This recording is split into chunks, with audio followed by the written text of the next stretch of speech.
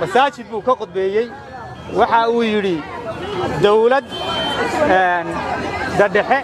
ciddii amarkeeda ka baxda ama hadday dawlad goboleed amarkeeda jebiso xaq bay u leedahay inay soo qabato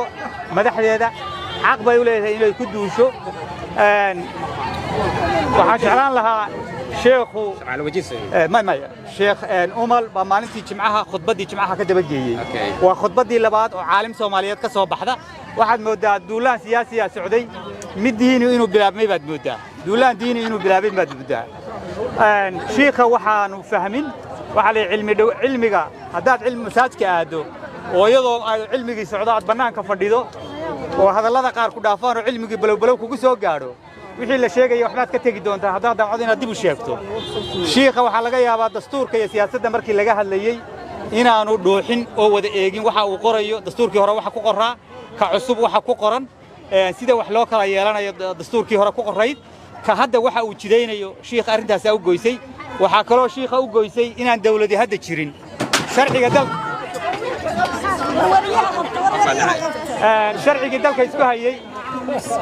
sharciga dalka isku hayay dastuurku ahaa sharciga dalka isku hayay dastuurku ahaa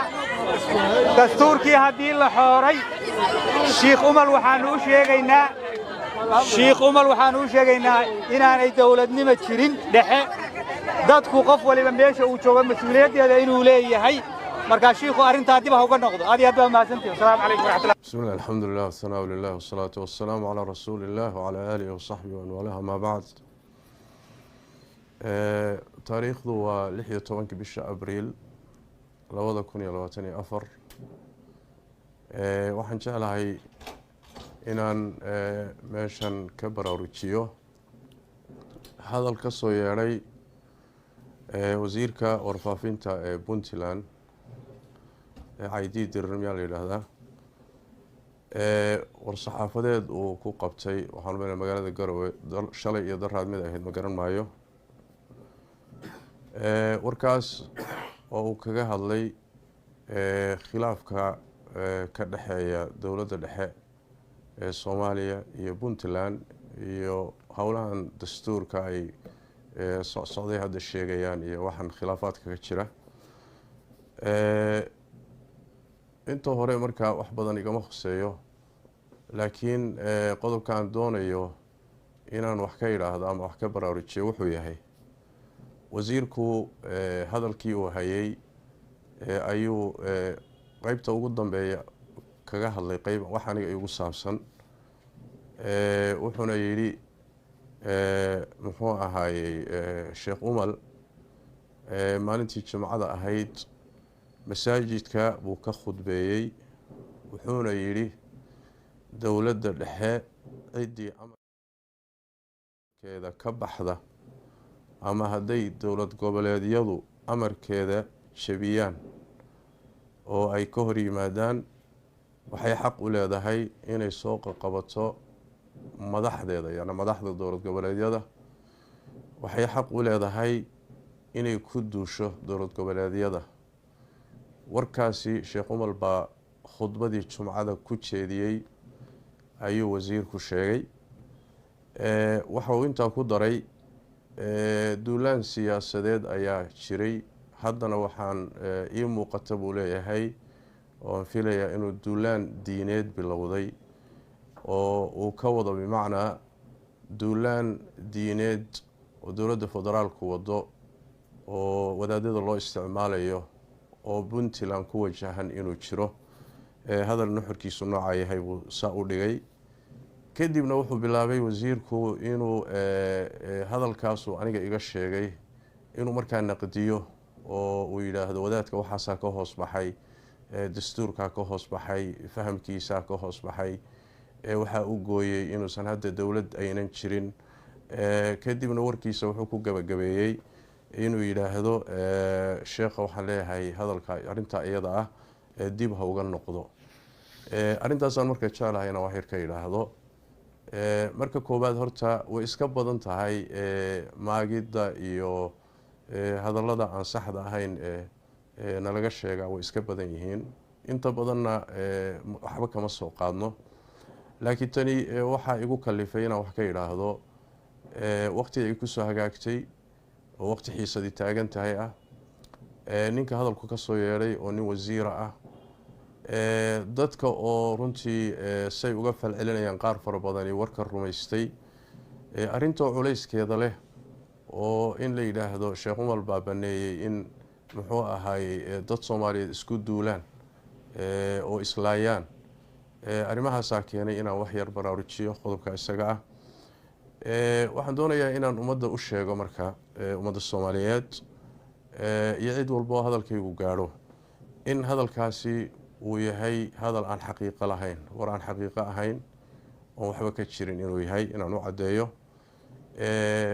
wax khudba ah oo aan arrinkaaga hadlayna inaysan jirin muxuu ahaayay muxaadarana kagama hadlin fatwatay ana kagama hadlin xataa ilama aha inaan si khaas ah ama gooni ah aan dadka kala sheekaystay maxaa yeelay hadamaba rumaysniba khudbadii u dambeysay waxaan kaga hadlay waxay ahayd laba shay oo ruuxa diintiisa fasaadisa oo xadiis nabi sallallahu alayhi wasallam aan sharxayay khudbooyinkii ka horeeyay ramadaan bay ahaayeen ramadaan baan kaga hadlayay wixii ku saabsanaa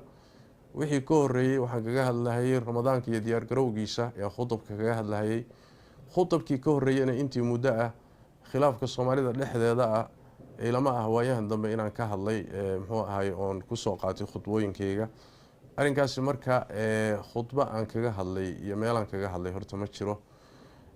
midda labaad manhajkayga iyo dhaqankaygu ma ahayn iyo diintaydu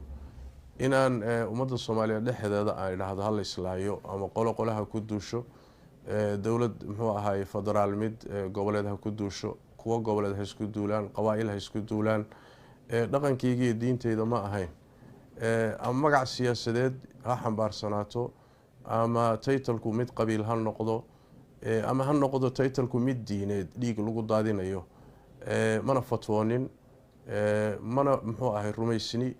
bal cala alcagsi waxaan inta yani ugu yeedhnaa ummadda kala hadalaa in dhiigga la badbaadiyo oo muxuu ahay culayskiisa iyo ilaah agtiisa wuxuu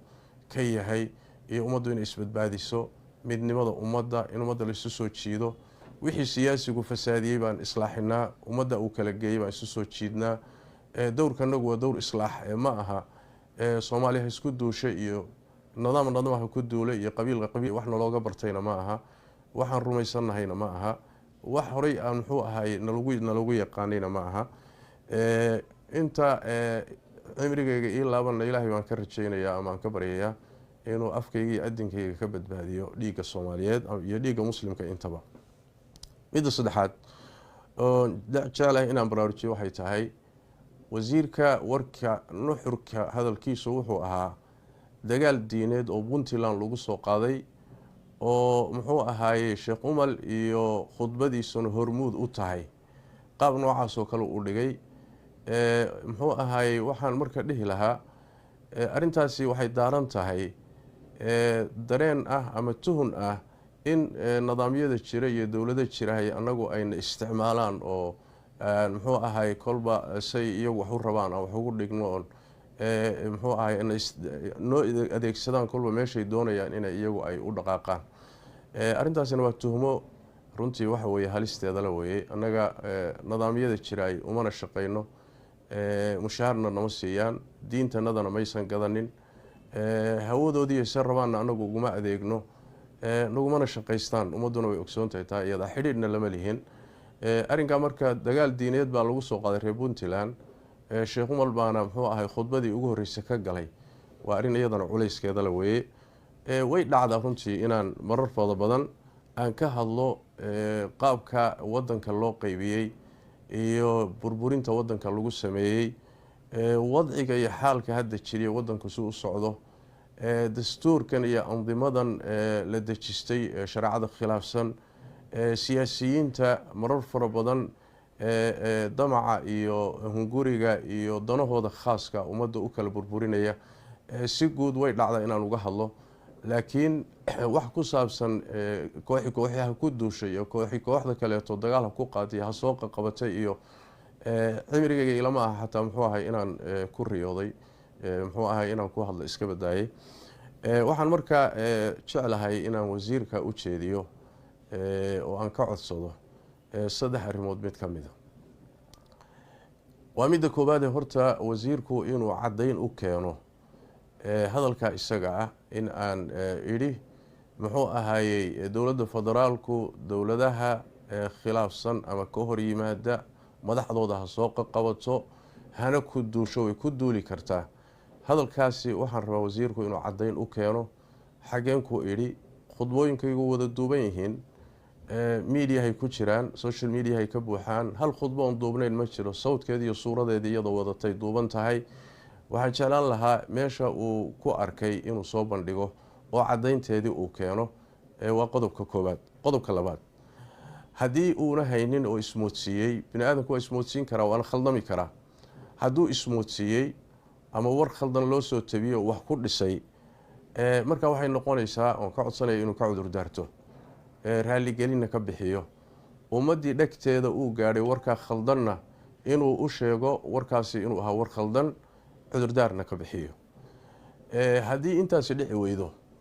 oo intuu qadafkaa iyo hadalka culayskaale intuu geystay wasiirku aamuso